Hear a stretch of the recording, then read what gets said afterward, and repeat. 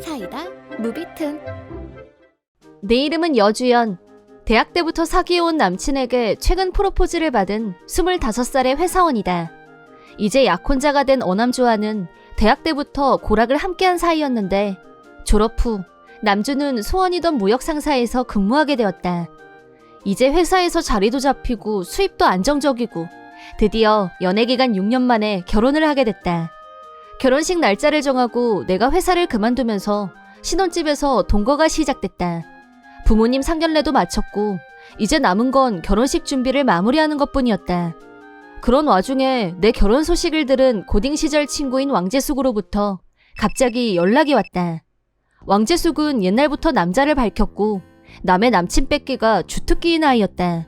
그런 이유로 거의 모든 애들이 왕재숙을 싫어했다.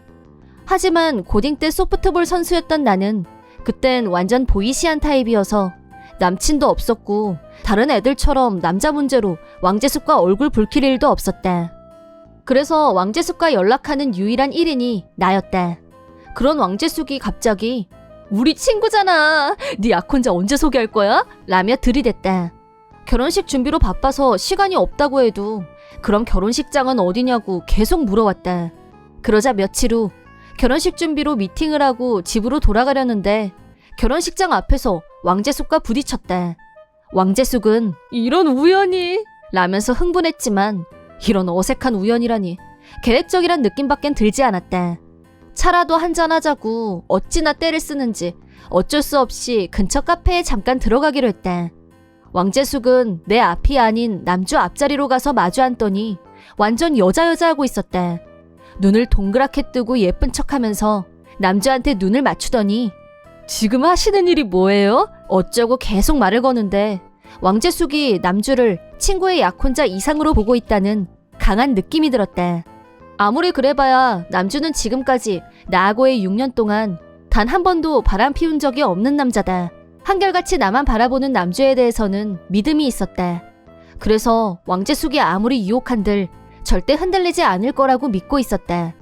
결국 1시간 내내 왕재숙이 꼬리치는 모습을 무방비로 직관해야 했고 겨우 풀려났을 때는 이미 해가 진 후였다. 집에 도착하자 남주가 근데 왜 내가 왕재숙하고 라인 친구를 맺어야 된다는 거야? 라고 황당한 질문을 했다. 무슨 말인지 몰라서 라인 주고받았어? 라고 되묻자 네가 화장실 간 사이에 왕재숙인지 뭔지가 무슨 일이 있을 때를 대비해서 네가 나하고 라인을 주고받으라고 했다면서 아이디 알려달라고 하던데? 라는 황당 발언을. 당연히 나는 그런 말을 한 적이 없었고 왕재숙의 계략이란 게 너무 뻔해서 어이가 털렸다. 딱 그 타이밍에 왕재숙이 남주한테 오늘 너무 즐거웠어요. 앞으로도 잘 부탁드려요. 라고 라인이. 메시지를 확인한 남주는 아유 부담스럽네 라고 혼잣말을. 나도 가만히 있을 수가 없어서 바로 우리 남편이 불편해하니까 메시지 그만 보내 라고 라인을 보냈는데 왕재숙은 일십했다. 며칠 후 결혼식 준비 미팅이 있어서 회사에서 곧장 오기로 한 남주를 결혼식장 앞에서 기다리고 있다가 내 눈을 의심할 수밖에 없는 장면을 목격하고 말았다. 맙소사, 남주와 왕재숙이 카페에서 단둘이 차를 마시고 있는 게 아닌가. 당장 쫓아가서 그 두 사람을 향해 지금 뭐 하는 거야? 라고 다그치자 왕재숙이 헐, 지금 들킨 거임? 라고 수선을 떨더니 황당한 척 억지 연기를 했다. 남주는 뭐래? 라고 하더니 왕재숙을 불편한 시선으로 쳐다봤다. 경고하는데 남주한테 들이대지 마! 라고 하고 남주를 데리고 카페에서 나왔지만 이쯤 되자 불안해지기 시작했다. 남주에게 왜 둘이서 카페에서 만난 거야? 라고 물었더니 나랑 약속한 시간이 많이 남아서 카페에서 시간을 때우고 있었는데 갑자기 왕재숙이 나타나서 자기 마음대로 같은 테이블에 앉았다는 거였다.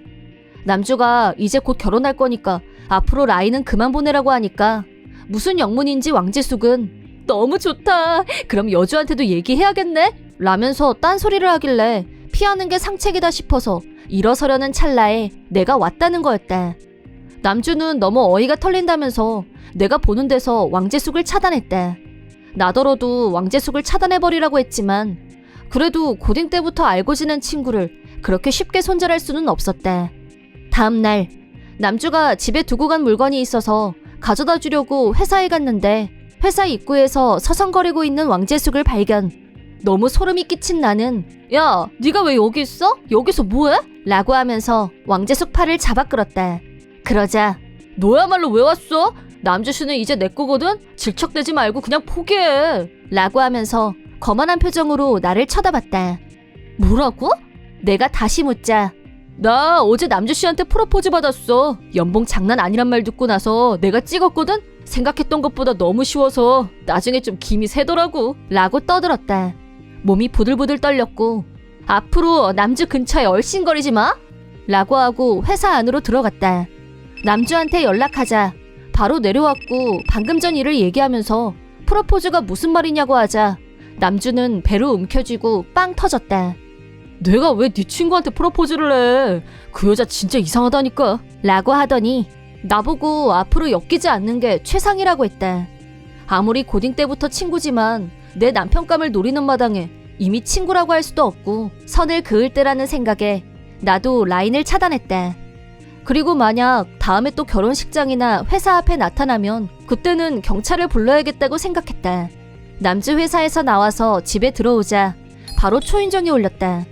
인터폰을 보니 문 앞에 왕재숙이 서 있었다. 회사 앞에서부터 몰래 내 뒤를 밟고 따라온 거였다.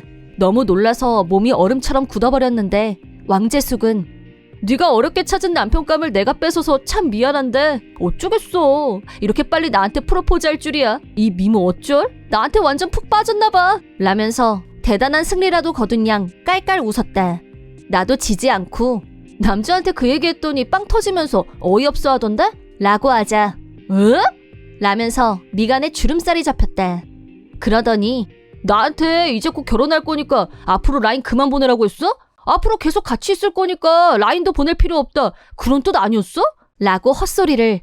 혼자서 말도 안 되는 착각에 빠져 있었다는 걸 알게 됐다.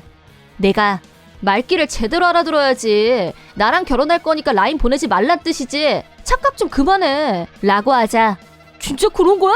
그럼 난 어떡해? 남친이랑 헤어졌단 말이야. 라며 착각의 끝판왕을 보여줬다. 왕재숙한테도 남친이 있었고 얼마 전 결혼까지 약속했었다는데 남주가 연봉이 더 많다는 이유로 갈아타기를 시도. 자기가 프로포즈를 받았다고 착각한 나머지 남친과 헤어졌다는 우픈 얘기였다. 이게 다 너 때문이야. 라면서 나한테 달려들려고 했고 경찰 불러줄까? 라고 하자 더 미친 듯이 발광을 했다. 내 인생 책임져 이 부부 사기꾼들아! 라고 고래고래 소리를 질러댔는데 결국 옆집 사람이 신고를 해서 경찰이 출동했고 왕재숙이 그동안 벌인 스토커 행위에 대해 설명하자 바로 경찰에 연행돼 가서 경찰의 엄중 경고를 받고 풀려났다고 한다. 며칠 후 왕재숙 문제를 처리하고 모처럼 마음 편히 지내고 있었는데 이번에는 왕재숙 전 약혼자라는 사람한테서 연락이 왔다. 난데없이 파혼을 당한 이유를 알고 싶어서 왕재숙이 바람 피운 게 아닌지 조사 중이라고 하길래 지금까지 당했던 피해 사실을 모두 말해줬다.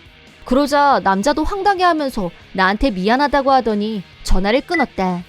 아무리 착각이었다곤 하지만 다른 남자한테 환상하려고 했던 행위 자체가 용서가 안 된다고 전 약혼자는 말했다. 그런 사실은 까맣게 모른 채 역시 자기 없이는 안 되겠어 라고 왕재숙은 손바닥 뒤집듯이 재결합을 요구했지만 거두절미하고 두 번 다시 연락하지 말라고 철벽 손절을 당했다고 한다. 옛날부터 여자애들이 다 싫어해서 친구가 없는 왕재숙은 약혼자마저 등을 돌리자 주변에 아무도 없는 처량한 신세로 전락. 그래서 더 맞선에 목을 맸다는데 그래도 운 좋게 몇 번 결혼 직전까지 갔었다는데 결혼식에 올 친구가 한 명도 없다는 걸 알고 하나같이 왕재숙 인성을 의심했고 그중에는 뒷조사까지 한 사람도 등장. 환승선수에 경찰서까지 들락거린 과거가 들통나면서 파혼당하기를 몇 번. 결국 왕재숙은 처량한 외톨이 신세로 평생 칙칙하게 살아가야 할 처지가 되고 말았다. 나는 남주와 예쁜 아이도 낳고 행복한 결혼 생활을 하면서 전업주부로서 가족의 건강과 일상을 책임지고 있다. 고딩 때 친구들과는 정기적으로 만나고 엄마 친구들도 많이 생겼다. 누구처럼 외톨이 신세가 되지 않으려면 앞으로도 친구들을 소중히 여기고 관계를 중요시하면서 살아야겠다는 생각을 해본다. 이번 영상은 어떠셨나요? 재밌게 보셨다면 구독, 좋아요에 댓글까지 달아주시면 감사하겠습니다. 그럼 다음 영상에서 만나요.